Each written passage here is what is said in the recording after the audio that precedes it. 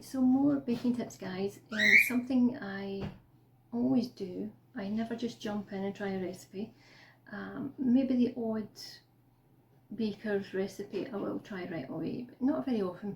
I review a lot of recipes, so I know a lot of them aren't written very well, even by the big bakers and chefs, the popular people. Sometimes they're not actually involved in the editing of their recipes and don't miss some mistakes in them, because there are mistakes sometimes. Then there's also recipes that are not tested before they're actually put out there into the world and onto the internet. So what I always do is I always read the recipe thoroughly, get an idea of it, watch the video if there is one, look at other recipes, see what things are similar. But one of the really most important things, and people don't always remember to look, is look at the reviews of that recipe. Now it might be reviews on that website, okay, if it's on the internet.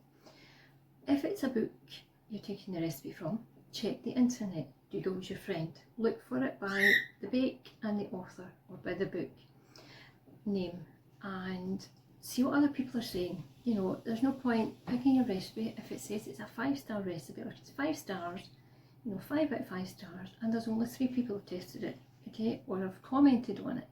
You know, a lot of people that use the recipes and don't have success with them don't give feedback, you know, so always test things out. And if you find that something's not right in a recipe, it doesn't work out, there's something missing, something definitely not right, let them know. Leave feedback. Even send me some recipes for me to try, and we can see if, you know, we can get it to work, or if it's just a recipe. You know, because then that way you can work out if it is a recipe. For example, oven times can be wrong.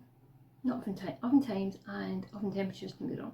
Now I use an oven thermometer every time I bake for that reason, because I'm testing recipes, because I'm developing my own recipes. You need to make sure the oven temperature is correct. You have to stabilise it. Now that doesn't take into account other people's ovens that don't run at right temperature, but I always advise, if you're a baker, buy a cheap oven thermometer. You can get them off eBay, Amazon, a few pounds. They're really inexpensive, but they're accurate, and you can always keep an eye on your own oven. Then you can adjust your oven temperature accordingly if yours runs hot or too cold. But yeah, always check recipes out, because then you don't feel like you've done something wrong. If the recipe's bad, you've not wasted ingredients. You know, always check it out. So that's my top tip for today.